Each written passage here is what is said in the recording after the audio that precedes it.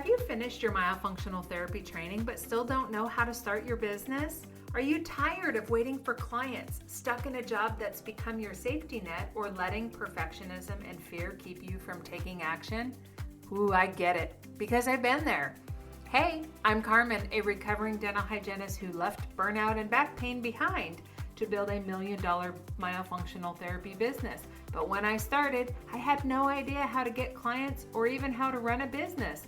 Nobody taught that part in my training, so I had to build my own plan.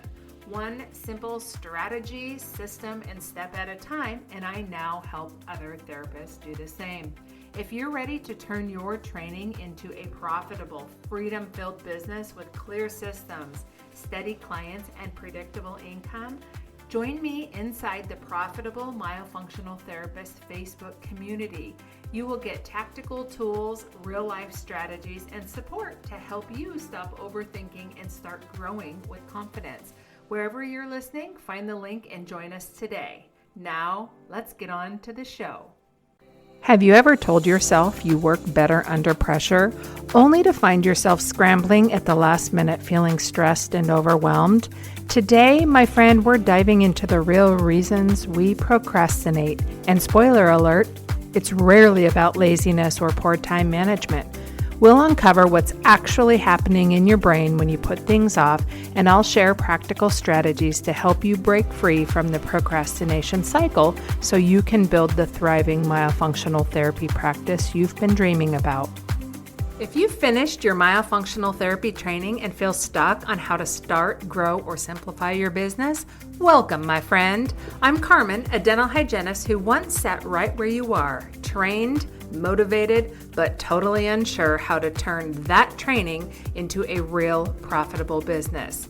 If you're ready to attract consistent clients, create predictable income, and simplify your business, grab your coffee and your courage, my friend. Let's make your myo business make sense and a whole lot of dollars. Friend, let's talk about procrastination. So I just wrapped up a coaching call not too long ago with a student in my Done For You Ditch Hygiene Academy program. And one of the first things that I ask students when we're starting out is basically I want to get information that I can hold against them further on down the road when we're coaching. So I always ask them about basically how they're getting, give me 3 ways of how they're getting in their own way. And so it was really funny, I thought, when this student talked to me today about how she is so detail oriented, so that she gets in her way because she is very detail oriented. And that just made me want to pop in here and record this because, my friend, if being detail oriented gets you in your own way, that's just really a fancy way to say that you procrastinate. So that's what we are going to be talking about, because when I further unpacked that with her and I asked her about her procrastination drug of choice, she told me that it was scrolling. Okay, that mindless waste of time. So whether that's social media, whether that's searching for recipes, whatever, in the coaching industry, we call that buffering. And it's basically anything that keeps you from being willing to do the uncomfortable thing, okay? And so I just wanted to quickly record this because anytime that I have something that I think is a coaching or learning opportunity, I want to just get that into your ear. So we are talking about stopping procrastination, okay? So whatever your quote unquote drug of choice is with it, it's at the end of the day, however you want to call it, if you want to say that it's attention to detail or detail-oriented, I stand corrected. I'm looking at my notes. Detail-oriented, we got to stop that, okay? And really, because the students that I work with in the Ditch Hygiene Academy, you guys, these are high-level, ambitious women, okay?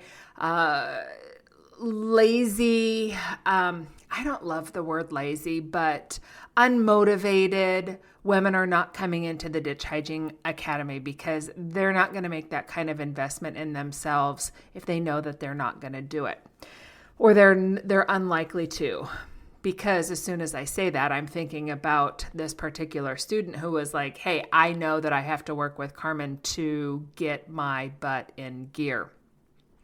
So let's talk about buffering. Whatever you do, I have talked about this before, probably on the podcast, but I have found myself doing something as stupid as organizing my tea drawer. Okay, talk about buffer. If you're listening and wondering where you fit into my world, let me break it down for you. We have two very popular yet very different signature courses. The Ditch Hygiene Academy is for dental hygienists who are burned out, maybe you've got the old aches and pains going on, and you're just simply ready for something different. Inside the Ditch Hygiene Academy, I teach you how to use your existing education and transition into myofunctional therapy without going back to school or doing it alone. You will get all the clinical training, all the business systems, and mentorship to start building a profitable myofunctional therapy practice that you will be excited about. This also comes with year-long one-on-one coaching with me and live Friday coaching and quarterly live get-togethers as well. Now, if you're already trained in myofunctional therapy, but you feel stuck because you don't know how to get clients or grow beyond your side hustle, then the Myo Business Accelerator is just for you. The MBA program is my step-by-step business and mindset program built around the profitable practice framework, designed to take you from where do I even start to I'm consistently booked and I'm making a lot of money. So whether you're a dental hygienist dreaming about your next chapter or you're a trained therapist ready to finally build a profitable practice, you're in the right place.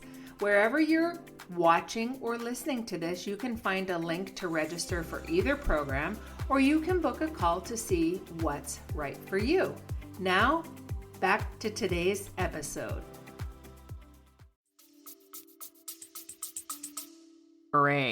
Also, my favorite thing that I used to do was organizing my office. So when I would find myself deciding that it was time to rearrange things, I would have to sit down and be like, okay, Carm, what is going on here? So that leads me to step number 1, which is to call yourself out, okay, with love, but you have to be brutally honest. Catch yourself in the act, okay? Ask yourself, is this actually productive? Am I moving the needle on my essential tasks, or am I just dodging the real work?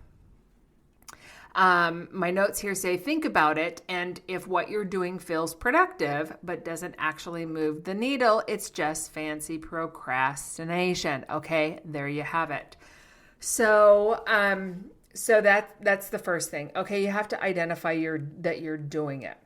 Then guess what you have to do, my friend? Step 2, you have to stop, okay? Literally stop what you're doing. You've got to get up, walk around, walk away, leave it as is, which was always interesting when I was in the middle of a reorganization or moving the furniture around in my office.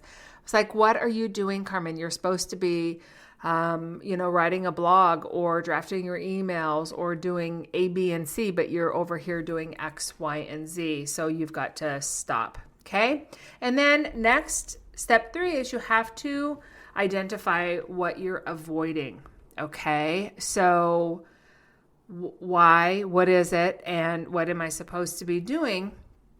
And then I like to narrow it down to like doing a little piece of that. Okay. So step 3 is to identify the tasks that you're avoiding. And then step 4 is to just set a 10-minute timer and just freaking start. So I like to compare this to like working out. I always work out. I don't think I will ever fall in love with working out. It's just like something that I do because I'm a woman who honors what she says she's going to do. And because it's on my calendar, quite honestly, you guys, that's why I exercise, is because it's on my calendar. Somebody told me I needed to do it. And so therefore I do it. But I always compare this to my workouts. Like, okay, if you really don't want to do it, Carmen, go do it for 10 minutes. And I never stop. It always feels so good once you get started, but it's just that getting started. So I don't want you to overthink it. I don't want you to worry about perfectionism, okay? Because remember, around these parts, we take ugly, imperfect action. So none of that stuff. No thinking you're going to wait till tomorrow. Just start. Okay, you can survive anything for 10 minutes. And like I said, once you get to that 10 minutes, you're probably just going to keep going because you're just going to get it done. Another thing that, one of my business coaches coaches us on is, really it's called the coaching model, where, your results are the outcomes that you get are a result of the actions that you're taking, the thoughts that you're thinking, the negative emotions that you're having. And oftentimes for me, I just have to kind of turn it on its head. If I need the outcome, then I clearly need to do the work. And so I just become like a robot. 5, 4, 3, 2, 1. Thank you, Mel Robbins, for that rule, 5, 4, 3, 2, 1. And I just start, okay, do 10 minutes and just get it over with. And then the last one is to reward yourself, okay? And so that is the big dopamine hit, is getting it done. Whether it's just those 10 minutes, whether it's the whole enchilada, however, you have to reward yourself. And so one thing that I teach my students is really the difference between active and passive action. Passive action is not moving the needle in your business. It's not going to put any money in your bank account. But it's also important. So passive action, listening to a podcast, reading a business book, that kind of stuff. And so this is where you're going to reward yourself with the fact that you did get something done. Okay. So there you have it. I just wanted to record that. Like I said, when I come out of coaching, I just think that if there is, gold nuggets, I want to share that with you. So I hope that was motivating and uplifting and helpful to you. And it helps you stop procrastinating. And don't just think that you're being detail oriented. Think about really what's going on. So that is all I have for you right now, my friend. I will be back soon and we will talk more myofunctional therapy business goodness. I'll see you then. I hope you loved today's episode, friend. I pray that it lifted you up, motivated you, and taught you something.